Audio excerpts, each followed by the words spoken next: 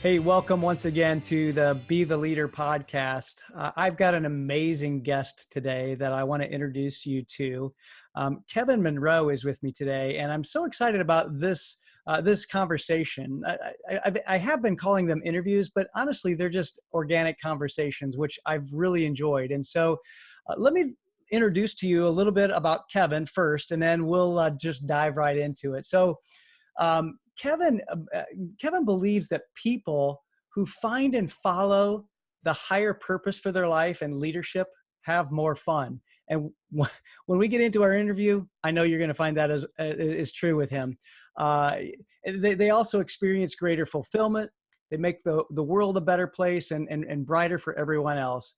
His unique contribution to the world is creating environments and hosting conversations where people are inspired, equipped, and encouraged to live, love, and lead in extraordinary ways that result in extraordinary experiences.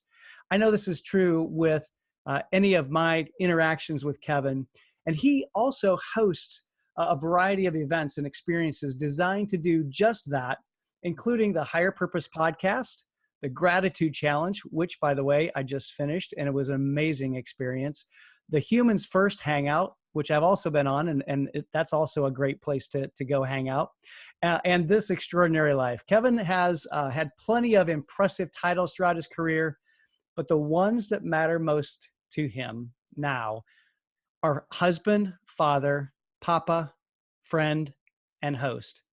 So, my friend, welcome. Oh, thank you, David. What a joy to be here. You know, it's a little odd to hear yourself introduced. I've never liked that, but I I know what you got to mean. listen to it. So there we go. Yeah. No, I Delighted to love be it. with you Well, and you listening, watching us. what's that? And I said, and you that are watching us or listening to us, we're glad you're here. Absolutely. And I love that too, about your podcast, because you invite that listener in to the conversation. And so I think that's a great learning for me that I took away from listening to your podcast. And so, yes, absolutely. You, the listener, we're so excited that you're here. Kevin, tell us a little bit about your journey. I know that you could pick from many different parts, but just tell us what you'd like just to get to know you a little bit better. Well, David, you said I host the Higher Purpose podcast. I ask people often, has your journey been more of a zigzag or a straight line?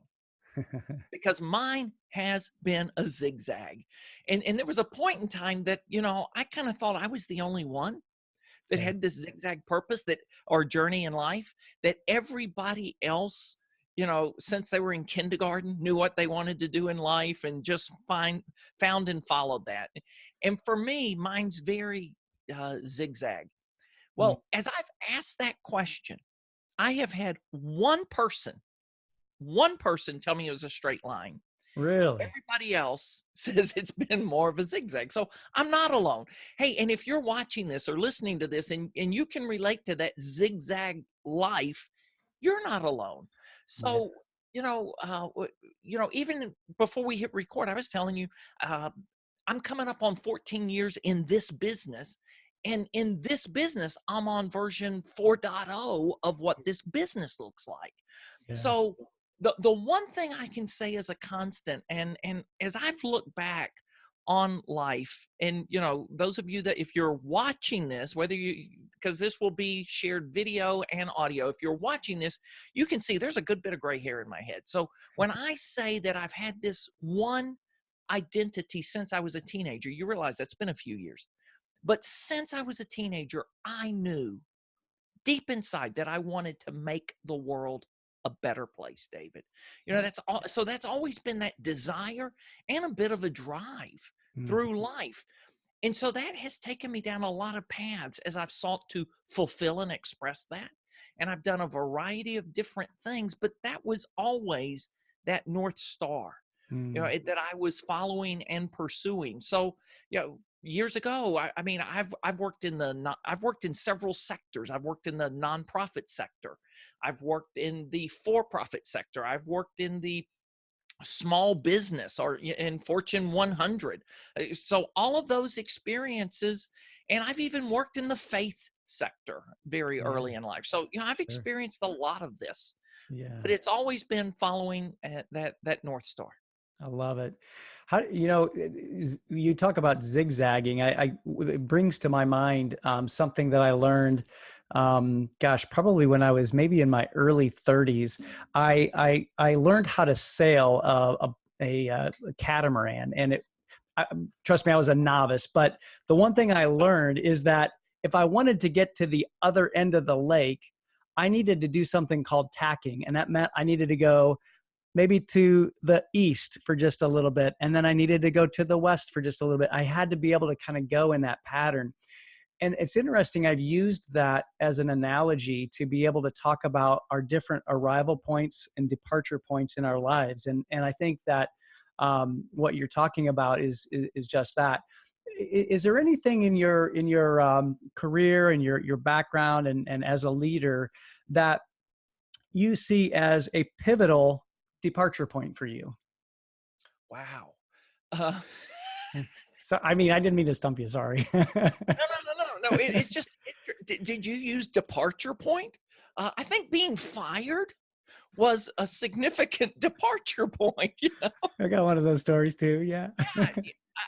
And I'll be quite honest with this. And I mean, it was so when I work with people, I'll ask people, to do one of these lifetime lines. Yeah. And you've probably seen these, may have done these. I add one different dimension. So I look at these at highs and lows, and I look at what are your defining moments, which Hmm. being fired, I used to think of it as a defining moment. Then I came to realize it was really a refining moment. Love that. It was this point where I just refined or redefined. And my father helped me in that. So, I mentioned that I thought that I had time in the faith uh, uh, Sector. journey Mm. or the segment of business. And so there was time I was on staff at a church, Yeah. and I thought that was going to be my career. And then I got fired from a church, David. I mean, Oh that's pretty bad. man. Oh man. And I was like, now what? Because that's what I had thought was my identity, my journey. Mm. But my Hmm. father really helped me understand a couple of things. And I will say, here's one learning lesson that my father helped me learn. Every business, David, every business is a people business. Yeah. So true. Whether you may not even sell directly to customers, you may be supplying widgets to someone else that incorporates your widgets into their end product. You go, oh, we're not a people business. Well, who makes your widgets? Yeah. And Yeah. who is it that you've negotiated that relationship with at the manufacturer that's buying your widgets? So they're people. So my father helped me understand these two things. And my parents did a great job at instilling a work ethic in me. Hmm. And my father really helped me develop, refine people skills. And if you Mm. have people skills and a work ethic, you can succeed in any facet of business, right? There's not just one. So that's when I was like, wow, what do I want to do differently? And that led me into this journey, and it led me into a career of sales and marketing, and then leadership in that arena. But it was still using people skills, and it was Hmm. still aspiring to make the world a better place. Oh, I love it. I love it. How did you zig or zag to the humans first movement? I love that whole movement. And so I'm more curious about that, because talking about your people skills, I'd love to hear that story. Okay, so there's something else. There's another way I learned to phrase this, David. Okay. And and it's kind of funny to contextualize it. Let's go back to, I think the year was 2003. Martha Stewart had been indicted for insider trading, but hadn't even gone to trial yet, and certainly hadn't gone to prison. But I was in a meeting, a town hall meeting. I used to do a lot of government consulting. And a lady in that meeting, Barbara Sable from the Kellogg Foundation, one of the big five foundations in the world, she said, hey, folks, I'm going to go Martha Stewart on you, For the next 5 minutes, I'm going to give you inside information on the world of philanthropy that no one else will tell you. These were the next words out of her mouth. Relationships are primary. Mm, All else is derivative. And afterwards, I went up and I said, hey, Barbara, that is the best way I've ever heard that said so succinctly. May I quote you on that? She goes, well, you can quote, but don't quote me. I wasn't the one that said it. And this also contextualizes the time. You got a fax number? I'll fax you the report. It came out of a community health study that Dr. Ronald David had done for the Kellogg Foundation. huh. How do people survive, thrive, and navigate in really tough times and low-income communities? They had relationships. Now, you Mm, asked me about humans first, and I go off on this. Well, man, it was a relationship journey that yeah. led me to humans first. So, um, 7, 8 years ago, I used to do another podcast that was called Servant Leadership Sessions, and developed a great friendship with a guy that was listening then, Marcel Schwantes. Marcel is now a leading thought leader around servant leadership. Well, we met 7, 8 years ago through this podcast. And right before Christmas 2018, I think December 23rd or 24th, Marcel and I were in a conversation, and he said, hey, do you know Mike Vacanti? Hmm. And Mike Vacanti's, for those that don't know, he's the founder of the Humans First Club. I'm like, no. He says, well, you should. And so he sent an email introducing the two of us. And then Mike and I Okay. exchanged emails. The holidays were coming. And then I think I remember this correctly, that it was Friday, January 4th. You can fact check me. The first Friday this year was that January 4th. That's when Mike and I jumped on a call. And I refer to that call as Gilligan's Island, because we were on a 3-hour tour. Oh my We gosh, that's connected amazing. for an hour, and 2.5 hours later, we're still talking, and like, wow. And we just found soulmates in one another, found Yeah. dear friends, collaborators. And Mike, to his credit, to what a great guy he is, he just invited me to the table, and we started collaborating, and That's I'd awesome. bounce off an idea. I said, well, let's do that, and so we've just done a lot Yeah. of things humans first together. And he's so gracious that even when somebody calls me a co-founder of the Humans First Club, which I am not, he's okay with that. But That's I cool. had this idea when we were coming in, we were in the month of February, and it hit me. I'm like, look at that. You and I the other day were talking about experiments. Yep. David, I run so many experiments, and my life is an experiment. My business is an experiment. But I was looking, I'm like, the month of March has 5 Fridays in it. What if we hosted a conversation every Friday, a hangout every Friday in the month of March? Would people show up? Would they join in? Would they come back? And that's how we started the Humans First Hangout. And we've been doing it every Friday since then, because on week 2, I realized we'd landed on something. And this was Yeah. resonating with people. And people, I mean, we thought people would come and go. We'll just hang out kind of like office hours. People come and stay, and it lasts an hour. And we're always hanging on an extra 15 minutes. And then we're Um, kind of hey, folks, we all have to go on with life. We got to shut this down. yeah. So again, Yeah. relationship. I Just love it. somebody Yeah. says you ought to know somebody. No, I love that, and I didn't know that we were going to go to this direction, but I just am feeling that I'd love to talk a little bit more about the Humans First Club. So tell everybody what it is and how it is impacting business, because I think that as a leader, we're talking to leaders. We're talking to people who are some are senior leaders, some are emerging leaders, and they always want to know, what this people thing, isn't that soft, squishy stuff? So talk about that a little bit, and how are you seeing it implemented within businesses? And I know you can speak to that a lot, but tell us a little bit what your vantage point is. Okay, so for me, if you were to ask me, and this is so I've been doing humans first work all of my life. I just wasn't calling it humans first.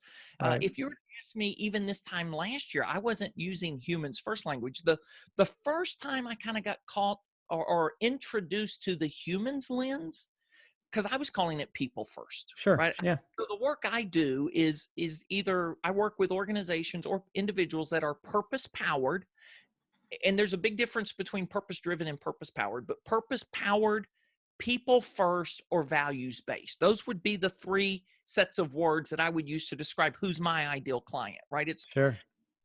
but February of last year, I had been a guest on a podcast and had recorded a podcast of my own on love.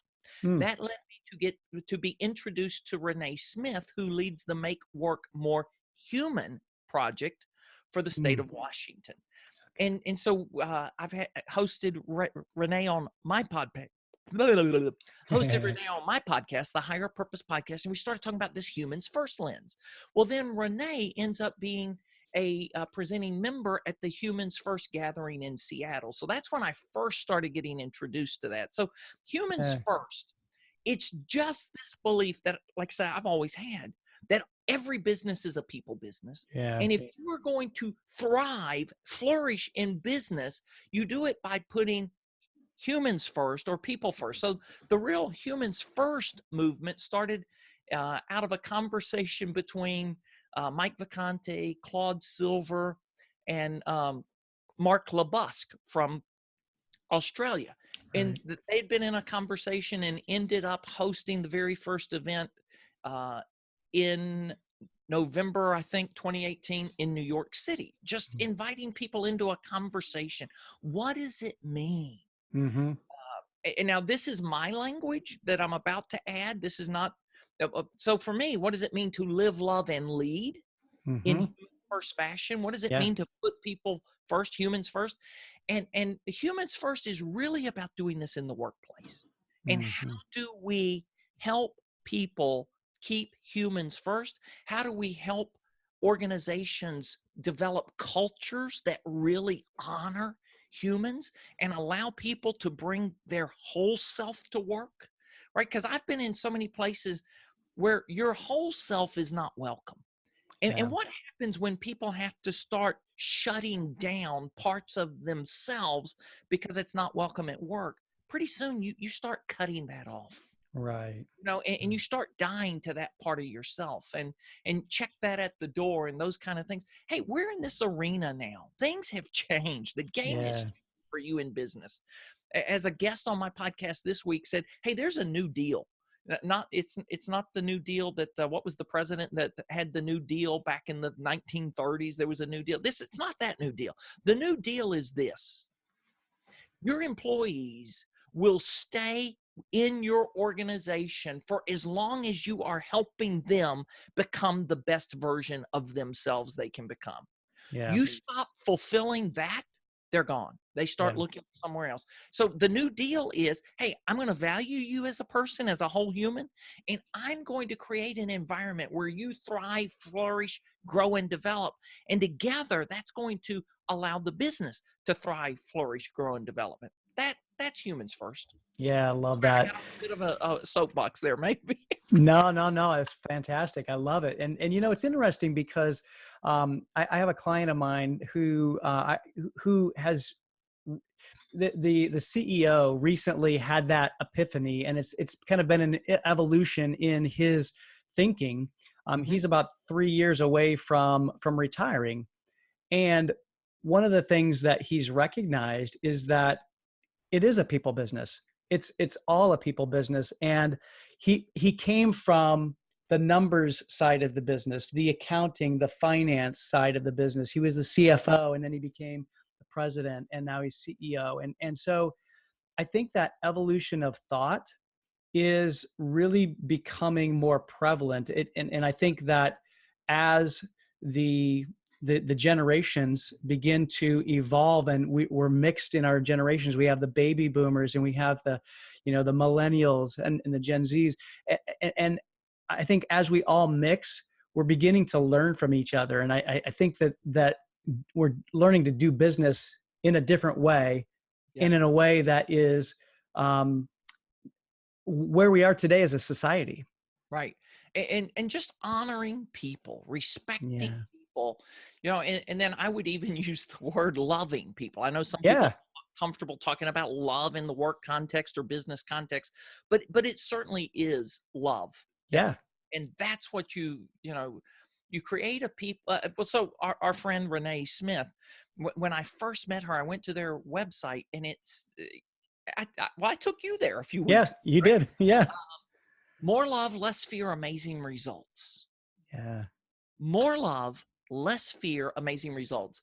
Uh, Elizabeth Kubler-Ross, the psychiatrist, discovered or posited there are only two primary emotions. There are only two. There's love or fear. So when you look at fear-dominated, fear-controlled workplaces, and you go, okay, how's fear working out for us? It's not working that well. Hmm. High turnover, low creativity, low engagement. Well, what does it take to change that? Well, when you understand that from a psychological and the way we are wired as people, you go, love or fear? If we want to get rid of fear, we've got to introduce love. And then people get weird, but there's a book that was written 50 years ago. 50 years ago. That's a great book, maybe even more than 50 years ago. The Four Loves by C.S. Lewis. Mm-hmm. C.S. Lewis does a study of the Greek language where the Greeks just didn't use one word for love. They had four different words for love. When you Yeah. start understanding that, you go, oh, there's a certain kind of love that Hmm. we're really wanting to foster and flourish in the workplace. And when that's there, right, it's a beautiful thing. Yeah, no doubt about it. I love that. So if you were a let's say you're a CEO in today's business environment, business market, and you wanted to start adopting this kind of a model for your business, where would you start? Hmm. Well, I would start a couple of places, David. First off, I would want to suggest that if you're even having that thought, that inkling, you're probably closer than you realize, Good point. right? So I would, uh, we are wired where we see the gap before we see the gain. We see how Mhm. far there is to go rather than how far we've come. So the first thing I would do, the very first thing, I would sit down. Yeah. Well, first off, if I were engaging in a one-on-one conversation, I'd ask a question. So let's just play. You're that CEO. So David, where does this desire come from for you? I mean, what's the awakening that you Mhm. are having or have had that you're thinking, wow, maybe there's a different way to be doing business? That would lead us into a conversation. You Right. would share things, but what is that awakening? And then what are the things you see when when you are at your best now and tapping into that? What's happening for whom, where in your organization? Because what I would believe is that there are pockets of this already happening. Well, let's identify that pocket, and then what's unique about that relationship, or what's unique about that department, or what's unique about the environment, the culture that they've created in that little department. Mhm. And then we start exploring that and go, then I go, well, so I look around first. Well, first off, I would say I look within, right? Where's Yes. it coming from? Then we look around, and then I invite them to look forward. Mm. So let's go. What's a reasonable time? You want to go down the road 2 years, 3 years, 3 years from now. If you really embrace this and make some great strides, let's take a ride in the time machine. Let's fast forward to 2022, and let's look at I'd probably do it like this. Let's go to December 2022, and we're doing our end of the year celebration. What are we celebrating? When we look around the business, what are the things that happened that we're celebrating? And then we look back and say, wow, now let's retrace that journey. What are the Mm. stories we're telling in 2022 of how we got here over the last 3 years? And then from there, we reverse engineer how to Mhm. get from where we are to where we want to go. And we do that by going where we want to go first. right? Because if you start with where are you at today and only where you're at today, all people see are why they can't get there. Right. Right. Yeah. They see all the obstacles. Yeah. Looking at the obstacles as opposed to the possibilities. Yeah. Yeah, for sure. For sure. What would you say? So, first of all, thank you. That's great. I love that. And that first step of looking within, I think, is a huge one. And why are you coming to this awakening? Um, and I know that in talking with a number of my clients, is that one of the things that I hear is that they're beginning to recognize something that you and I talked about, that every business is a people business, Mhm. and they're kind of coming to that conclusion, and they're marrying the uh, concepts of perhaps the old way of doing business with where we are today, both technology, socially, all of those kinds of things. What would you say to that emerging leader, that leader who is maybe not the CEO, maybe they're not a senior VP, maybe they're not in the C-suite? I always like to talk to them about how do you lead up and how do you lead laterally regarding, putting people first, putting humans first in your business. What would you say to them? What's the best way for them to lead that kind of an environment? Well, okay. So now you've just tapped the consultant side of my brain, I and you're love going to get my favorite two-word consultant answer to any question. It depends. it. Yeah. I mean, I'm being somewhat fun and facetious, but it depends. I mean, what's that environment like? What Yeah. are those people like that are above you? And Hmm. what is it that they need to know or see differently that would influence them? So you understand, okay, gosh, is this person more about the numbers and the results? Well, then we need to be talking about the business case for Right. this. And we're looking for results that are showing, wow, when people are flourishing, when people are thriving, it has an X% impact on the bottom line. And here are some case studies that I can show and share with you of places that have done that. Or you look and you're like, well, maybe they just need to see a role model, an example. And one of my favorites is Bob Chapman from Barry Waymiller. Yeah. And Bob, I mean, he had this great story. And Bob has been a guest on my podcast before. Delightful conversation that I encourage all kinds of CEOs to listen to. That's a good Yeah. one. It is a good one. Had this epiphany. We've been paying people for their hands for years because they run manufacturing plants. Hmm. And he goes, oh my gosh, I now realize they would have given us their head and their hearts if we'd only known how to ask. Love that. You know, Wow. so I help them find examples, Yeah. examples that they can respect, examples of folks that are showing hardcore business results by putting people first. And then I would also be asking them. So here's one of my favorite questions to ask. And every leader I know has an answer to this. Every leader. Who is someone who saw something in you that you did not yet see in yourself, and they invited you into an opportunity to let that grow and develop, or they called that out of you, and I mean, folks saw that. Yeah. Now, how can we do that for others? Oh, gosh, I love that, Kevin. And I just want to invite our listeners into that question right there, because I think that's such a huge question. I don't, I'm sure that as Kevin was asking that question, someone popped into your mind. I know they popped into my mind. I know exactly who that is. And I, I think that is a big question. And I love that. And then doing something for someone else like that, believing in someone else, I think is huge.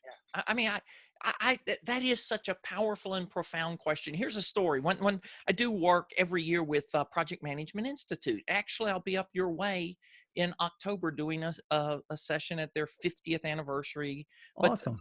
I do a Leadership Institute masterclass. There are people from all over the world. And when I ask this question, who is that person that saw something in you? Or who is that person? I ask the question different ways.